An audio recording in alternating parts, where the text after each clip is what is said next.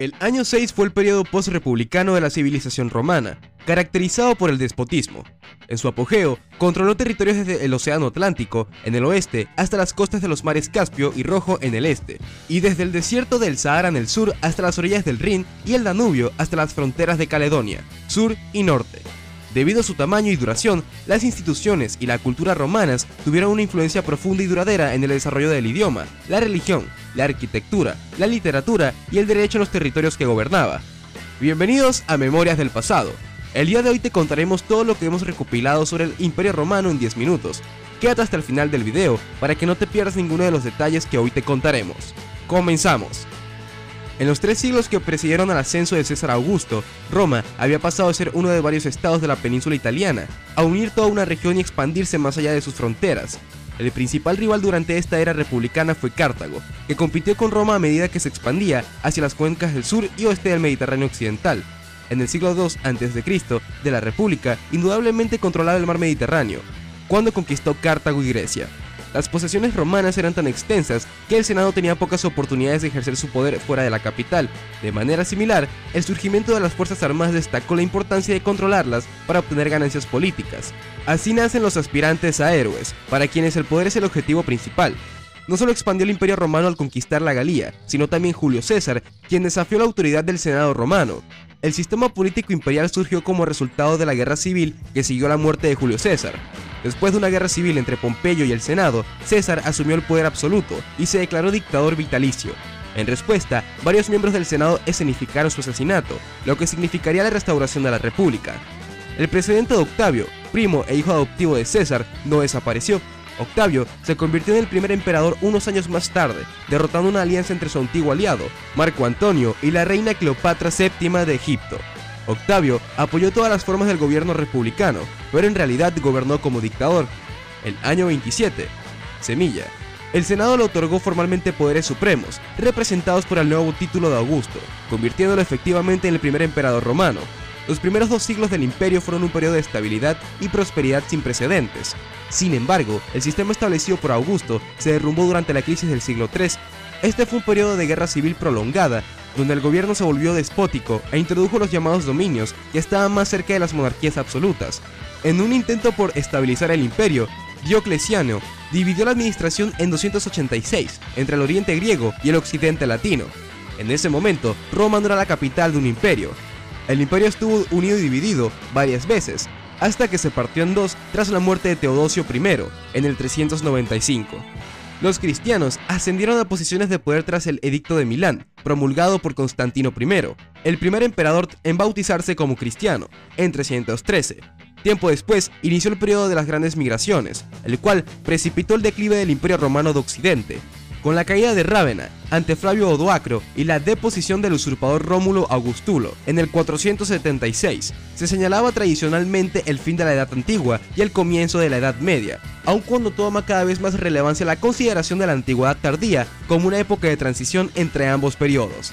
El Imperio Romano de Oriente proseguiría casi un milenio en pie como el único imperio romano, aunque usualmente se le da el nombre historiográfico de Imperio Bizantino, hasta la caída de Constantinopla ante los turcos otomanos de Mehmed II en 1453. El legado de Roma fue inmenso, especialmente en Europa occidental. Tanto es así que varios fueron los intentos de restauración del imperio, al menos en su denominación. Destacan las campañas de reconquista del emperador Justiniano el Grande en el siglo VI y el establecimiento del imperio carolingio por Carlomagno en el año 800, en el cual evolucionaría en el Sacro Imperio Romano Germánico. Sin embargo, ninguno llegó a reunificar todos los territorios del Mediterráneo, como una vez logró la Roma de tiempos clásicos. Según ciertas periodizaciones, la caída del Imperio Occidental y Oriental marca el inicio y el fin de la Edad Media. En el inmenso territorio del Imperio Romano se fundaron muchas de las grandes e importantes ciudades de la actual Europa Occidental, el norte de África, Anatolia y el Levante. Ejemplos son París, Lutecia, Estambul, Constantinopla, Viena, Vindobona, Zaragoza, César Augusta, Mérida, Augusta Emerita, Milán, Mediolanum, Londres, Londinium, Colchester, Comulodonum, o Lyon, Lugdunum, entre otros. La expansión romana comienza en el siglo VI a.C., poco después del establecimiento de la República. Sin embargo, recién en el siglo III a.C. que Roma comenzó con la anexión de las provincias, es decir, los territorios situados fuera de la península itálica. En ese momento, y 4 siglos antes de alcanzar su mayor extensión territorial, Roma y sus dominios ya constituían un imperio, aunque su sistema de gobierno continuó siendo el de una república. La República Romana no era un estado en el sentido contemporáneo del término, sino más bien una red de ciudades, en la que cada una contaba con un grado diferente de autonomía en relación con el Senado romano. Las provincias eran administradas por cónsules y pretores, que eran elegidos para ejercer un mandato de un año. El poder militar de los cónsules tenía como base la noción jurídica de imperium, o comando militar. Ocasionalmente a los cónsules triunfantes se le otorgaba el título de imperator, del cual proviene el término emperador. Augusto, el primer emperador romano, en el cuadro prima porta. El rey era la máxima autoridad política y religiosa del reino. Desde finales del siglo II a.C., Roma se enfrentó a luchas civiles, conspiraciones y guerras civiles, afirmando su poderío fuera de la península itálica. El siglo I a.C. estuvo marcado por un periodo de inestabilidad, generado por revoluciones militares y políticas que allanaron el camino para el establecimiento de la monarquía. En el 44 a.C., Julio César fue declarado dictador para siempre antes de su ejecución. Un año después, Octavio, sobrino e hijo adoptivo de César, uno de los políticos más famosos, se convirtió en uno de los miembros del Segundo Triunvirato, una alianza política, cerca de Lepido y Marco Antonio. Después de la batalla de Filipos, en el 42 a.C., la relación entre Octavio y Marco Antonio comenzó a deteriorarse, lo que provocó la destrucción del triunvirato y una guerra entre ellos. Esto resultó en la batalla de Actium, donde Marco Antonio y su amante Cleopatra fueron derrotados. El conflicto que siguió en Alejandría en el año 30 a.C. supuso la conquista del Egipto tolemaico por parte de Octavio. La dinastía Julio-Claudia, el año de los 4 reyes, la dinastía Flavia, la dinastía Severán y la tragedia del siglo III. En el siglo XXVII a.C., el Senado y el pueblo de Roma declararon a Octavio príncipe, primer ciudadano, y le otorgaron el poder del gobierno local y el título de Augusto. Este evento marcó el comienzo del periodo conocido como la Gran Edad, el primer periodo del periodo imperial, que duró desde el 27 a.C. y 284 después de Cristo. El reinado de Augusto puso fin a un siglo de guerras civiles y marcó el comienzo de un periodo de estabilidad social y económica conocida como la Pax Romana, Paz de Roma, que se prolongó durante 2 siglos de los años siguientes.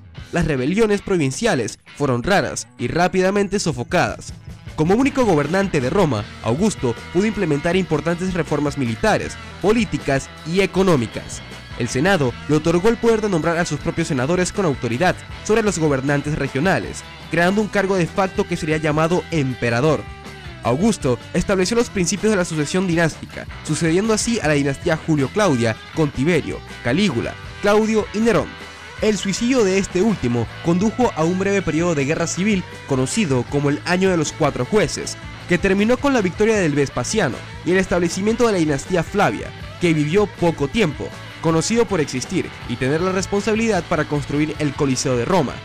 Le sucedió la dinastía de Antonino, que incluía a los emperadores Nerva, Trajano, Adriano, Antonino Pío y Marco Aurelio, llamados los 5 buenos reyes.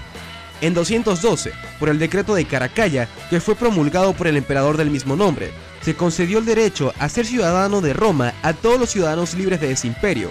Sin embargo, a pesar de este fenómeno global, la dinastía Severán se caracterizó por muchas rebeliones y desastres durante la crisis del siglo III, un periodo de ataques, disturbios civiles, problemas económicos y epidemias. Con el tiempo, este problema se ve como un periodo de transición, de lo antiguo a lo que tenemos hoy. Hemos llegado al final del video. Te invitamos a que le des un like si te ha gustado, no olvides suscribirte y activar la campanita de notificaciones para que nunca te pierdas ninguno de nuestros próximos videos. También puedes comentar en la cajita de comentarios qué te parecen estos temas y si quieres seguir viendo videos como este de otros imperios, no solo del romano. Sin más nada que decir, te deseo un gran día, cuídate sobre todo y hasta la próxima.